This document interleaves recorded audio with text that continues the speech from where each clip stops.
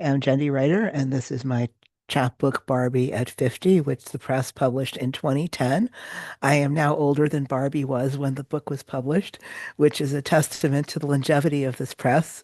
So I'm going to read the title poem from this collection. Barbie at 50. Her little girls no longer bite their nails. The stubby hands that undressed her have moved on to trouser buttons.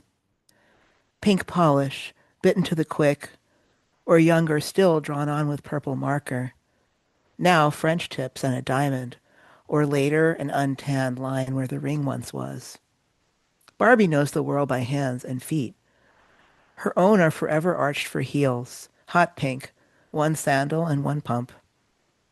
Barbie's been buried in the sand beside mother's toes, splayed in flip-flops, chunky piglet barefoot girls who dunked her in a bucket, drew on her nipples, cut and stroked her hair.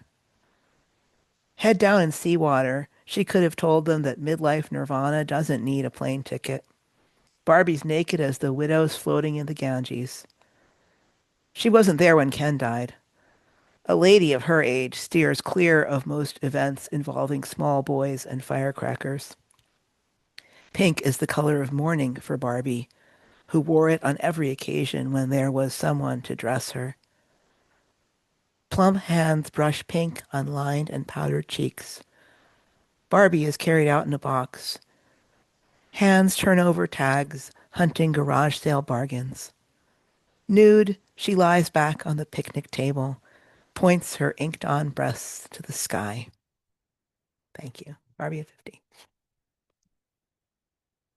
Thank you. It's an honor for you to ask me to read today. My book, chapbook, Dead Letters, came out in 2013.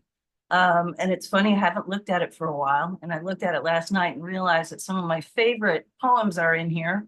Took 20 years to get them all in this little book.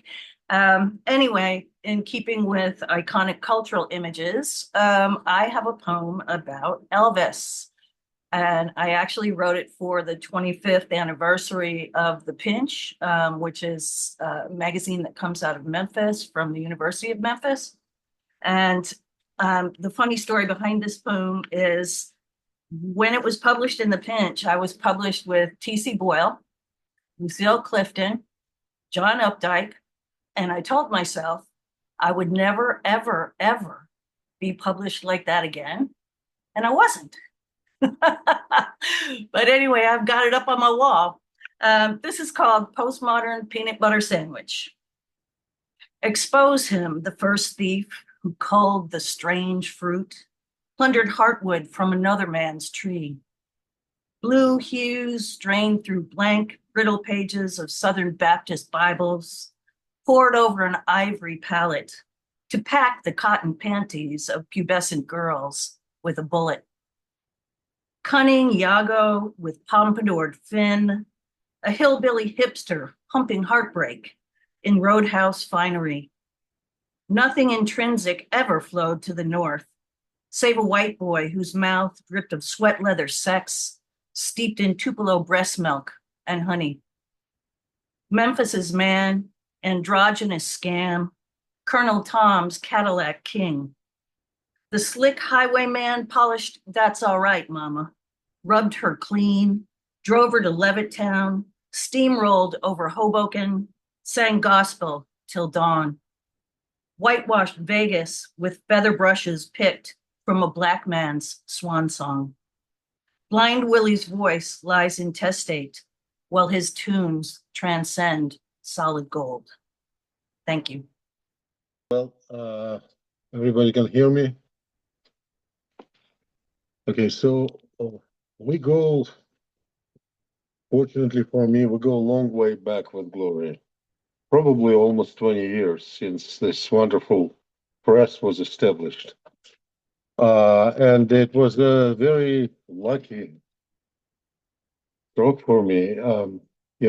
Gloria noticed my work. I don't remember even where it was, and offered me to give an interview for Červená Barva newsletter. That's how it started. And besides having these professional relations, we become great friends. and did a lot of readings and events together. And I think that our life goes on in somewhat better shape because of such people as Gloria with enthusiasm, talent, stamina, passionate for poetry and for literature. So I was that's very fortunate for me and for all of us, for all of us who belong to this wonderful uh, quote unquote small press, but it's not a small deal at all. So uh, I published two books with Gloria with Červená Barva Press, and the third one is coming out this year, 2025. This is the first book that was with Červená Barva Press, Live Landscape, 2010. This is the second one, Family Chronicles, 2018. And the third one, Crossing the Line, will be 2025. So I don't overburden Gloria with manuscripts too much, but it's a third book will be coming out this year. So we're very thankful for that. So this is from the first book, Live Landscape. This is a test. This is only a test. I hear on the radio on the way to work, driving by the mall, shallow river with ducks, a vacant lot, family restaurant, timberland billboard. This is only a test I hear, passing the scattered woods, smashed little animals on the highway. This is a test, I think, is transmitted from the clouded, dented island of the city rising on the horizon. This is only a test. I hear the voice whispering as I pass roadside shops, the school building, her standing at the entrance by the statue of a boy with a horn at his mouth. She still has my book. She looks the same as when I left her. This is only a test. I hear and see my grandmother standing in the phone booth, her eyes alert, nodding, calling me. It's dinner time, and it's getting dark, and I still hear my own voice. This is a test. This is only a test. So this is from the first book. Second book, Family Chronicles, where Gloria and I collected my poems somehow related to the family story, which I'm sure everybody has series of poems related to that. So this is from that book. The Holocaust never occurred. It's a matter of perception and logical reasoning, said a young, tall guy, PhD from MIT in artificial intelligence, sitting on the floor with Merlot at a literary party in Cambridge, Massachusetts. A condescending hint was flickering in his brown eyes of the half-blood. And if it did, said, softening the point, his girlfriend and knock out Harvard Law in tight Donna Carter corduroys. It's not virtually relevant anymore. The train is gone, so to speak. I got up and left the building so not to smash his precious head with a Walmart folding chair. That night I woke up in my childhood, Moscow, January frozen precipice, through frosted window, a huge poster, people and party are united, held still by a projector, my grandma behind the wall, tossing and turning in her bed, sobbing. The usual, remembering her mother and three sisters, their fading smiles on the old photo from a letter, and her nightmare, their last supper of bread and currant tea night before their disappearance into historical irrelevance. Lodz, 1943, melting gray snow, charred carcasses, monster Spencer roaring pointlessly at one spot. Polish policemen warming up in the yard, passing vodka around, cold lard and cigarette stubs. Jeszcze Polska nie zginęła, póki my żyjemy. The last is the lines from the old Polish national anthem, and it's a real story. The whole family of my grandmother's family, my grandparents and their and all the sisters and everybody perished um, in Lodz ghetto.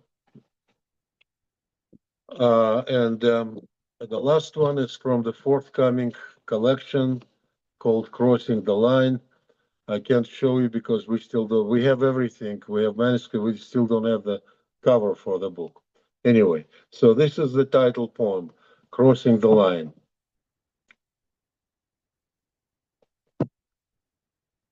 The world was glistening inside my soft universe, in the filigreed web of warmth, pulsating and feeding my unborn hopes, tentacles of attachments, frustrations, death. I could have been a father, a sister, a carpenter, savior, the judge, an executioner. My actuarial survival was not yet registered. The winds of unknowing caressed my mother's skin, and the pain was vanishing because I didn't exist anymore. I was not accounted for. And still, brothers and sisters, we were bonded and floating together in the shared hardship. For only you could appreciate my gift to you, my silent grace, the gentle beauty, dignity, and what I wouldn't have done to the world. And remember, there are others for whom not only I, but also you are a mistake. Thank you very much. Hear me? Yes. Okay, I will read one poem from a forthcoming book. It's called Nothing Happened. Blood wasn't spilled. Thank gods for that. Books weren't ripped apart. Thank gods for that. Houses weren't set on fire. Thank gods for that. Bodies weren't riddled with bullets. Thank gods for that. Limbs weren't cut off with knives. Thank gods for that. Only the spirit flew high, higher, higher, higher, and fell down to earth, down, down, down. And no, it wasn't trampled on. Thank gods for that. The silly spirit should have remembered the rules. Really, it should have remembered them. Flying is forbidden by the gods. Thank gods for them. And I'll read one very short poem called Conversation with a Bomb. It's very short. A bomb said to a city, I'm falling. The city asked, whose side are you on? The bomb said, I take no sides, I'm falling. The city said, look around you. The bomb said, too late. And that's it. Okay, so this is my first book ever. Also was published by Červená Barva Press. And I'm so grateful for that because it was the confidence builder for me, right? To be recognized by Gloria's Press. And I want to thank you for inviting me. This one is called Rita Remembers the Social Worker. I was 5 and my mother was gone. A woman with a brown coat and a hat with a big feather was talking to me. Her words, tiny cold meteors, had no heat or velocity. I was looking at her shoes, mine.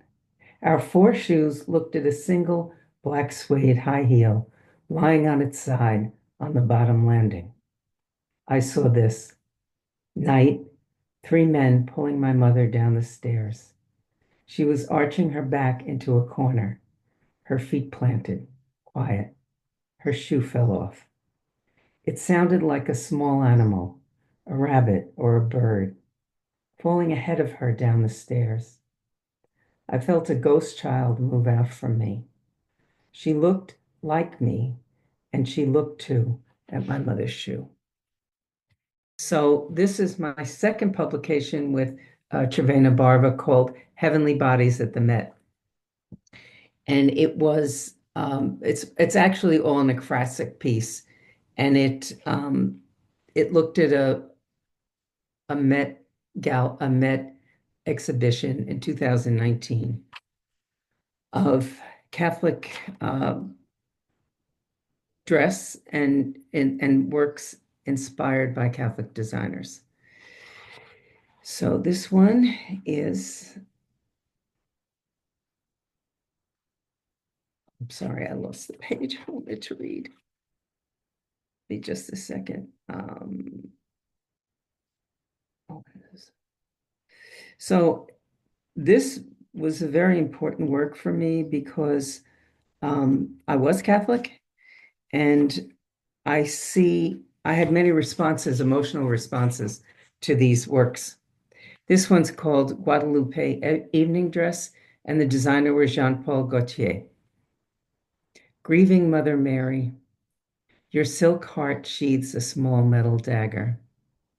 Blue jersey beauty Mary, you drew us close, make us yearn for you. Who doesn't want a mother who pierces her own heart and pours out her silk blood, red shimmering wet, as if it just happened, as if it has always just happened. I think I'm next. I'm reading from Gloria has been wonderful. She has published my first and will publish my most recent book. My beginning in 2007, when she published Living Proof, a chapbook, and then the memoir, My Father's Eyes, and actually, I think she published this before My Father's Eyes, my collection of poetry, Clear IT.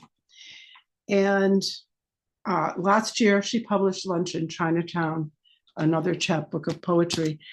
And next October, she will release my first novel. And this is the cover. I don't know if you can see it. I don't have it printed out, but it's called My Way Home. And I can't thank Gloria enough for this, for all of she's done for me. I'm going to start by reading a poem from Living Proof. I don't know if you can see this very well. I'm reading this one because I'm not going to read from the memoir because Gloria would like me to read from the forthcoming novel. And so I'm going to read a poem that's from Living Proof that is on the same subject as my memoir. It's a poem about my dad. My memoir is a book about really how I became a writer and using the lens of my relationship with my father, who was losing his eyesight as I was growing up. And I became a guide for him, describing the world for him, learning how to read social situations, as well as focusing on the visual aspect of the world. So I have a lot to thank him for. So I'm going to read this poem from Living Proof, A World, in memory of Biagio John Bonina. When the kitchen got too hot in summer, my father would stand at the screen door, looking out onto the deck and beyond, just as if he could still see. But he wasn't trying to fool anyone, not anymore. He wanted only to catch a breeze off the water. And on days when humidity took over and then a sudden storm came up, he would go out and stand beneath the overhang of the roof and listen, just listen, to the world being defined in raindrops. Then he knew the limits of our physical world, not his own boundless mind, his way of being. Blind and in a storm, the wind and thunder gave our world a ceiling, invited him in. Hearing the wind and the rain coming down, it was all sketched out for him. There were real boats rocking in the water, sails flapping, music out on the deck when rain drummed on the metal railing and the wooden benches. Next dock over, surprised tourists in line at the ticket booth for harbor cruises would be screeching, not wanting to get wet. They'd run in his direction, take the ramp up to where he stood, and he let them into his restaurant through the kitchen door. He didn't go in right away himself, but stood listening to fishermen offloading their catch, working fast in the rain, tipping ice out of bags into coolers, packing lobster and cod. As he waited until the job was done, a truck was waiting too. He'd heard it beeping on the dock, backing up to the boat. He could have done without the engine idling, not that it distracted or obscured, but rather it reminded him of what he had lost. So I'm going to read a poem called Mountain Road from Rousseau. It's from Clear IT. Rousseau is on the island of Dominica in the Caribbean, and I happened to go there after a friend of mine invited me there. She was married to a man who grew up there, and it was such a wonderful escape from the world that I lived in, a paradise of sorts. Mountain Road from Rousseau. Our cares lifting out to sea, all afternoon lulled by the scent of what was on the breeze. Was it frangipani, oleander, that made us forget the way home would be reduced to barely where the mountain blocks one lane? Riding switchbacks, blinding glitter, sun hitting what we hear rattling as the van leans into the bend. I want our driver to blow the horn, to genuflect, please. It's a day when the market is closed, yet farm trucks don't stay idle, although empty of the usual citrus, coconuts, chickens, packed instead with tourists off the ship we saw docked in port at Rousseau. We swallow hard, hearing cries of merriment and terror as the vehicle comes hard down the mountain. I pray our driver will remember his own youth and the schoolgirls, the ones we saw hiding gray uniforms under red umbrellas, silk torches of love and all their desires, skipping down the alleys, staying too long downtown, missing their bus, and walking now this same shoulderless road. In the van's front seat, my son Johnny rides shotgun, holds his breath, pretending to be brave. We are all afraid, I want to tell him. Even the driver, who refuses to bow to the sharp cliff dropping off one side, to the stone on the other, jutting into narrow corridors of the heart. And this is from Lunch in Chinatown, which is the most recent poetry collection from Gloria from 2024. And I'm just going to read the title poem, which is called Lunch in Chinatown. The day after Christmas, the sidewalks were slippery with snow and ice. Wei Wei took my arm as we started across Nealon Street to Tyler for dim sum. At first, I didn't know why she would hold on, not until I looked down, making sure my feet were on safe ground, and I saw she wore bright yellow summer shoes, like ballet flats, but with hard soles. The air was bitter cold, smoky, and scented with ginger and sesame flavored noodles were what we ordered, both of us pointing to the same thing on the menu, the number 12, translated into English for me. And we laughed at what we had in common. Certainly language wasn't it. I knew nothing about Wei Wei then, not even that she had worked as a doctor in China's largest hospital. I only knew she didn't like the cold, that she was afraid of falling, and that she wanted to learn English very much. And finally, I'm going to read from, I'm not reading from the memoir, as I said, but I'm going to read a short piece from the novel. It comes near the beginning of part 2 of the novel, which is probably about almost 200 pages in. To the left of the window across from me, The advertisement that used to appear frequently on Red Line trains had been posted again. I hadn't seen it in some time. A man who'd been standing blocked it from my line of vision, made it visible to me when he took an empty seat as the train jerked to a stop on the bridge just before the Charles MGH station stop. The sperm donor recruitment poster used to amuse me, but that was before I'd lost this other child.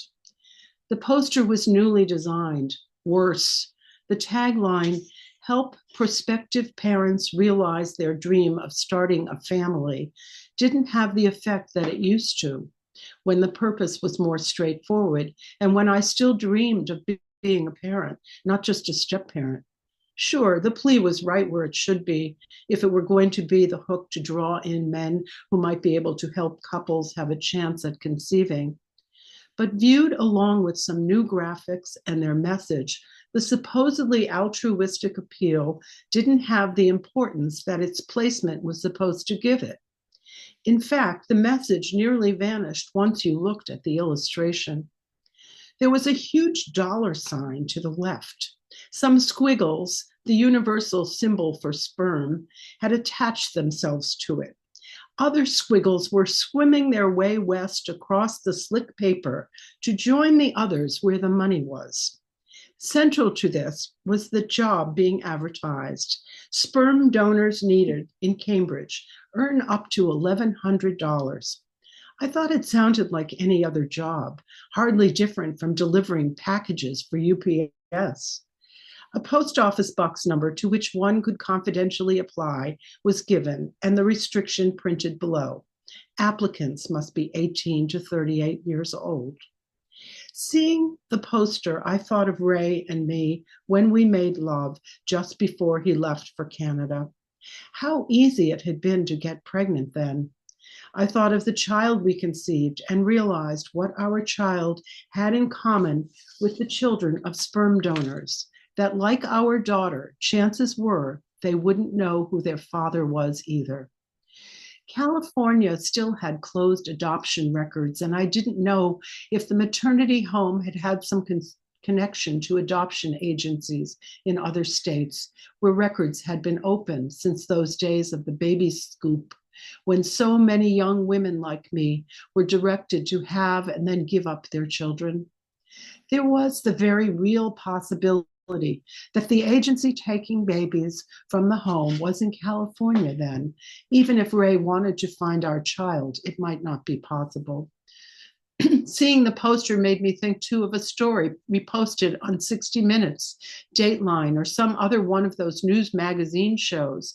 The program presented the story of a doctor who'd set himself up in business in a fertility clinic and was inseminating women all over town with his own sperm. Had he done this to save having to pay donors, or was there something narcissistic in his motivations?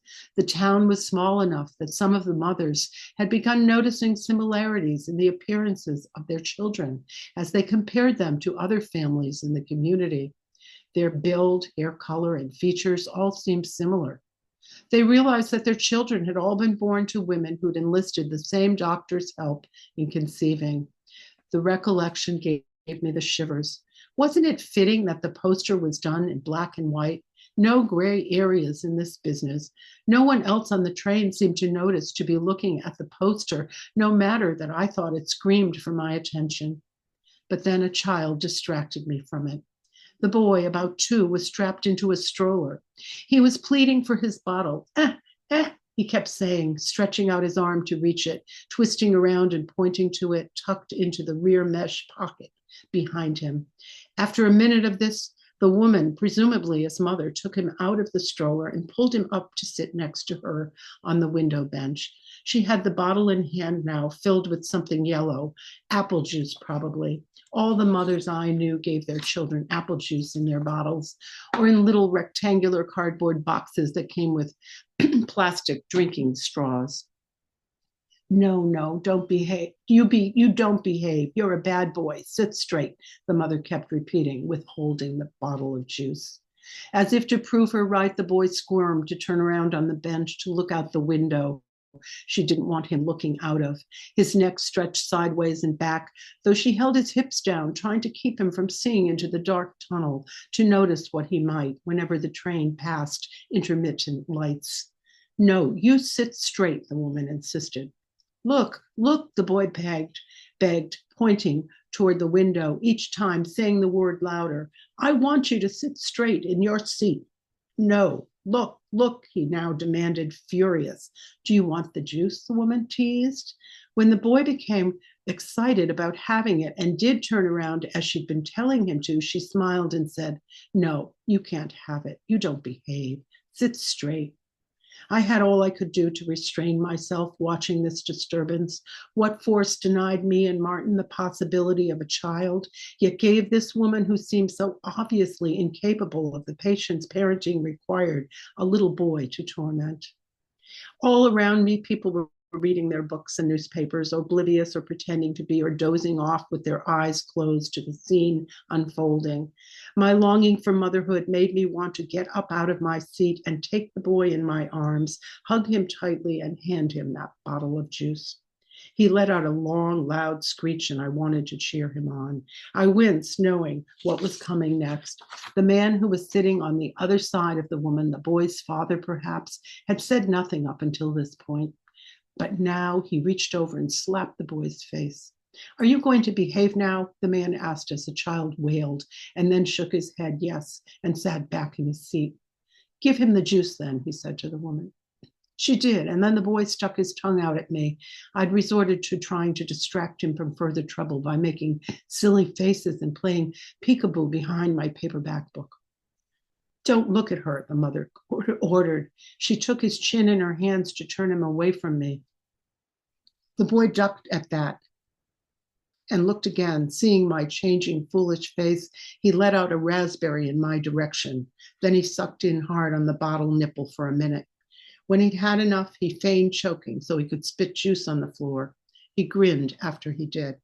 At this point, the father got up and sat on the other side of the boy, each parent pressing into him. I couldn't keep quiet any longer watching this scene. Why are you mistreating that child? Let him be, or I'll call social services about your cruelty.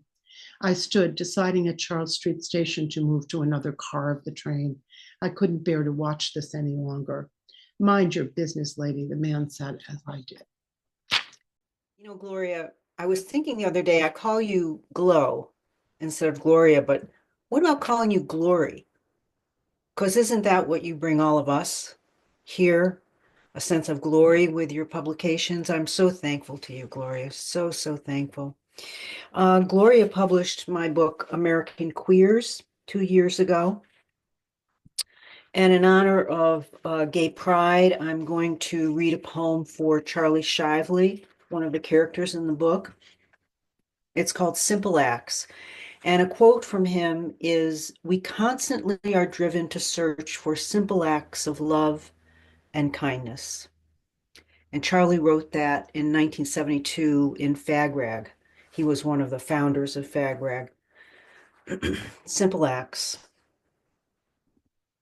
Our guilt abuses the love we share. Charged with crimes, we are innocent. Freedom from reproach is so scarce, so rare. Our love is a rabbit scurrying here and there, camouflaged by undergrowth, breathless, spent. Our shame abuses the love we share. The ladder to heaven, this lover's body, bare, with kisses, scale the leg, the torso's firmament. Simple acts of loving are so scarce, so rare. The antidote to toxic fear, break the fast of self-imposed Lent. Take your tongue, another's blessed breast, bare. To each, to all, raise the simple cup of care. Exonerate ourselves, we are innocent. Simple acts of redemption are so scarce, so rare. This song is your rough-hewn bed, simple, spare. Fill it with 2 torsos, 2 tongues, 2 breasts, bare. Raise the resurrection flag until, so sweetly spent, we savor, we sanctify the love we share. Thank you. Well, thank you, Gloria, for all your hard work. It's amazing what you've done in 20 years. I've been Hanging Loose, which I edited, has been it's approaching its 60th anniversary, and we've published about the same number of books as you have in 60 years. We have, of course, also done 117 issues of a magazine, but it's really astonishing that you can produce that many books and really bring so many new voices to poets. It's wonderful. I've been grateful because I published 2 chapbooks of mine, and I often work in kind of sequences or suites of poems, and they're sort of the perfect thing. They really worked as a chapbook, and so while also waiting to compile full-length books, you've given me the opportunity to have these chapbooks that that are their own little entity. So the first one is called Jefferson's New Image Salon, and it's a really strange book. I've never done another thing like it, and you really took a chance on it. It's a conceptual book of found poems in a sense. Before the surrealists or the Dadaists, there was the Comte de Lautremont, who proposed the definition of artistic beauty as the chance meeting on a dissecting table of a sewing machine and an umbrella. And that was sort of my inspiration for this book. What if, for example, all the characters from Shakespeare's plays suddenly found themselves in 21st century America running small businesses? And so I went to the phone book, back in the days when there were phone books, and found all the businesses that had Shakespearean characters as their names.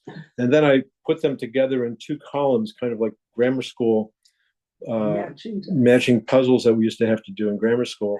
One side with the name of the character, and the other side of the businesses, to let readers just imagine what would go with what. And then the actual businesses are in the following page, the solutions, as it were. So I'll read one of them, and they include American presidents, Native American tribes, European painters, composers, British authors. Each one is a thematic like that. So I'm going to read the Shakespearean yellow pages. And so I'm going to just read the solutions, the actual businesses that I found with their phone numbers at the time. Anthony and Cleopatra Caterers.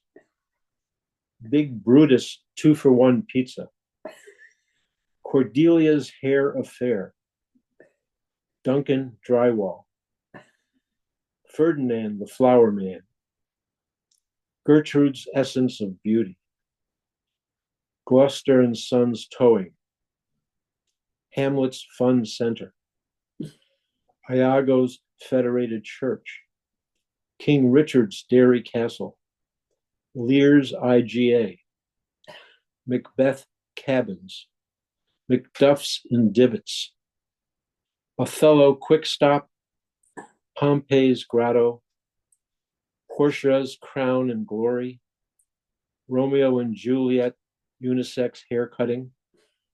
Rosencrantz and Guildenstern banknotes. Shylock's hair design. Titania's kennels. 2 Gentlemen of Verona screen door and windows. Venus and Adonis salon. So those are all actual businesses. Anyway, it was a fun book to do, and it's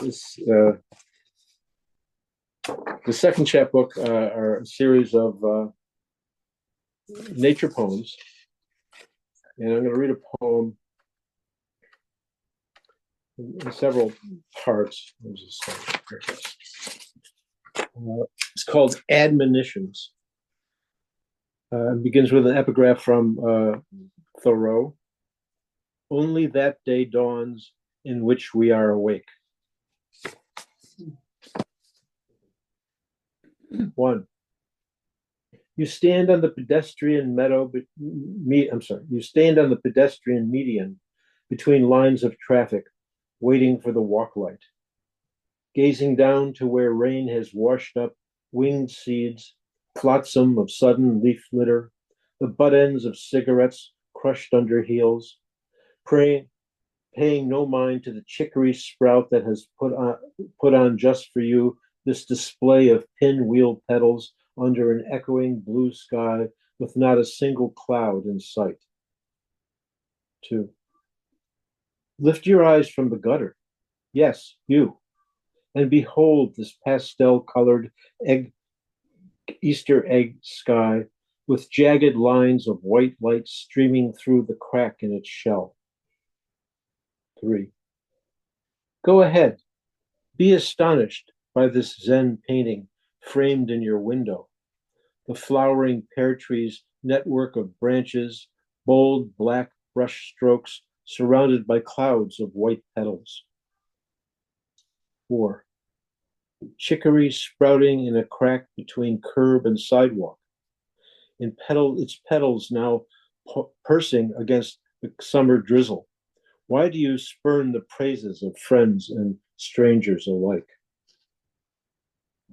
Mist rises in coiled cornrows from the surface of fresh ponds. Sun just peeking over the tree line, not a breath of wind to rustle leaves. How many more sleepless nights can you endure? 6. Where the turnpike threads through blasted bedrock, look up. Look up from your book. Take note of the ancient rock faces with snow-crusted brows. Observe the blue ice beards, the silver-gray dreadlocks. 7. Waste lot bordering abandoned harborside pump house. This used to be real estate, as in the Talking Heads song. Now it's only fields and trees. Where clover, sumac, elephant grass, where pheasants, wild turkey, field mice, and robins, where in milkweed patches, monarchs down from the Maritimes bound for Mexico. Now bulldozers scrape bare and level the earth to put up a parking lot. Don't it always seem to go that you don't know what you got till it's gone? 8. The ornamental cherry tree they planted at curbside today is a branched candelabra, tricked out in flames, as in the Shaker painting Blazing Tree. Each wick of leaf is burning bright autumnal orange, a gift to us homeward bound commuters on the 73 bus stalled in traffic. Mother Ann would have approved. Thank you. Hi, I'm Denise Bergman, and Gloria published The Telling in 2014. And The Telling is about a lifelong secret that my grandmother kept until late in her life when she told only me about it. And she believed that as a child refugee, she had accidentally killed her mother by dropping a jug of boiling water over her as they were fleeing. So I remember the moment that Gloria called and told me she was going to publish the book. And I felt then, and I really feel now, that I can't imagine a more compassionate publisher to handle this material for me. I'll read the first poem in the book. It's a book-length poem. I'll read the first piece of that.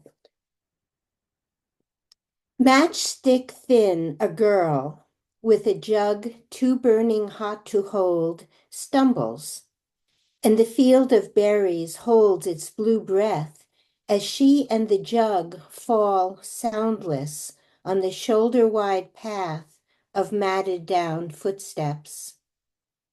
Cracked to pieces, the jug flashes its boiled water over her mother, who had stifled the wail of birthing, muffled the first squawks, first chirps of rose-pink life. Now this, her mother scalded to death.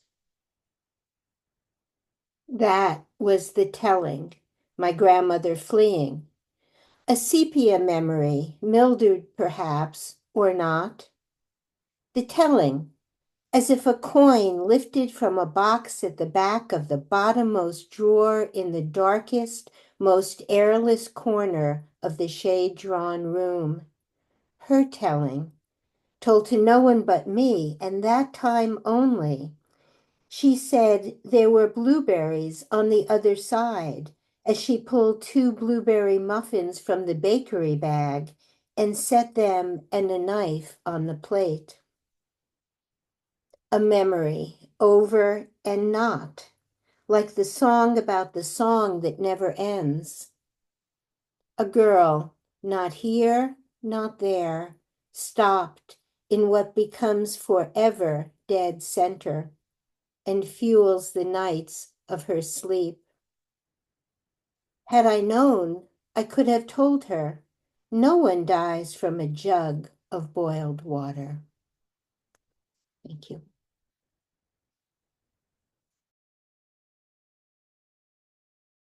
My next.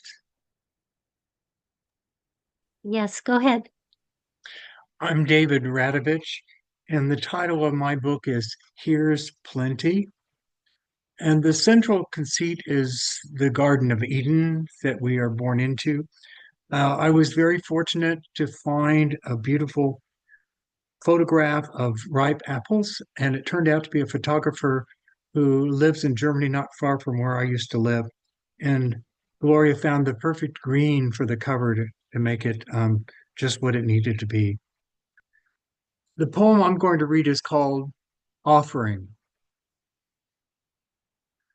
From one day to the next seems a difference between drought and flood, corporations and the poor. Should we pack our suitcase for the future? We bend over gardenias in the backyard, salvia, rosemary, daylilies just now blazing, wondering if nature can withstand our age. Sun fighting with wind and rain, wars consuming everything we believe.